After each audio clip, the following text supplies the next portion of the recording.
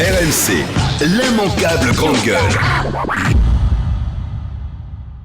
Le problème, c'est que quand ces jeunes ils arrivent, c'est qu'ils n'ont pas été suffisamment préparés et formés. C'est-à-dire qu'ils sont agressifs, ils sont mal dans leur tête, ils ont des séquelles, ils ont des problèmes. Si tu les prends à la base, parce qu'aujourd'hui on crée des championnats de U12, 13, 14, 15. C'est à cet âge-là qu'il faut commencer à y travailler. C'est à cet âge-là qu'il faut commencer à les préparer. Parce que ces jeunes qui sortent d'un environnement familial difficile, compliqué, ou que dans la scolarité ça ne marche pas, tu leur demandes à 12 ans à ces gosses-là que tu vas sur les terrains et tu vois les parents à côté crier et les enfants leur demandent de gagner des matchs. Non, on ne gagne pas des matchs à cet âge-là. On les laisse s'exprimer, on les laisse jouer, on les laisse tranquilles, on les forme, on les prépare pour un avenir, pour un futur meilleur. Et quand ils ont 15-16 ans, quand ils rentrent dans les centres de formation, on a des structures dans ces centres de formation pour les préparer, pour leur parler, pour leur dire. Et puis, de ne pas les laisser tomber entre les mains de n'importe qui, de n'importe quoi. Des agents, et aujourd'hui, les dirigeants, il faut qu'ils comprennent une chose. Il faut qu'ils passent la main. Il faut que ça change un peu. Il faut qu'il y ait je sais pas, il faut qu'il s'en aille,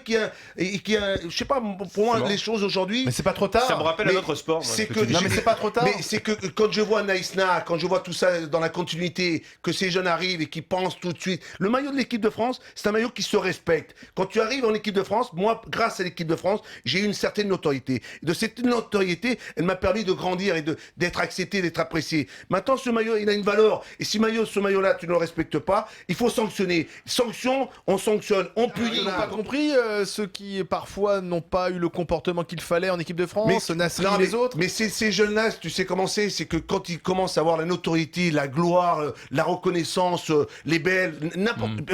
Moi, je suis passé par là aussi. Attention, il faut pas croire qu'on n'a pas eu envie de. J'ai eu envie de m'acheter une Porsche, je me suis acheté la Porsche, ou la Mercedes, je me la suis achetée. Mais ensuite, il y a une certaine l'humilité. Il faut savoir d'où tu viens. Ça veut dire où tu as grandi. Et avec qui tu as grandi. C'est à ton âge que tu dis ça, mais quand on a 18 ans. Non, mais à mon âge, vous n'étiez pas là quand j'avais 18 ans. Moi, je gagnais une misère, mon Paris Saint-Germain. Je gagnais pas trop souvent. J'étais international, j'ai rien dit. Je veux dire, maintenant, à votre âge. Mais c'est une question d'éducation. Éducation, parce que je vais vous expliquer, moi, le Zidane là, que vous voyez aujourd'hui. Moi, quand il a démarré sa carrière, il a démarré avec moi à Cannes. Je l'ai vu arriver, ce gosse. 18 ans, 19 ans. Je l'ai jamais vu se la prendre ou se péter ou dire je veux. Je le voyais après les matchs avec ses parents sur le parking de Cannes, le papa, la maman, le frère et la sœur, et avec une éducation remarquable, exceptionnelle. Et quand on le voyait rentrer dans un vestiaire, jamais il prenait la place d'un pro ou d'un ancien. Quand je suis arrivé au Paris Saint-Germain, pareil, quand j'ai commencé, les Adams ou les Toko, les Daleb, Qu'est-ce qui a changé, Louis? C'est qu'aujourd'hui, ce qui a changé, c'est l'éducation. Ça veut dire qu'aujourd'hui, ces jeunes qui arrivent se croient, pensent que ça y est, dès qu'ils ont 18 ans, 19 ans, 20 ans, on peut plus rien leur dire.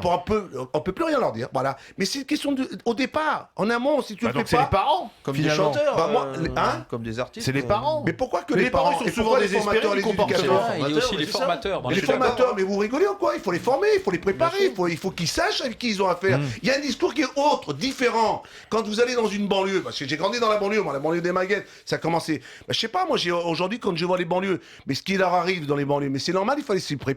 Ça leur revient comme un boomerang. À une époque, dans ces banlieues, il y avait des jeunes, il y avait une jeunesse qui voulait vivre, s'amuser, apprendre. Des jeunes qui allaient à l'école qu'on ne savait pas. Moi, la scolarité, je ne crois pas, j'ai pas été un as, je suis pas un crack, mais moi, j'ai essayé de. Non, mais tu peux me croire, mais c'est pour ce que te dire. C'est que quand tu grandis dans cette jeunesse, dans cette enfance-là, il te faut avoir aussi des repères. Si tu n'as pas les repères, t'es mort. RMC, 1, 2, 3, 4. l'immanquable grande gueule.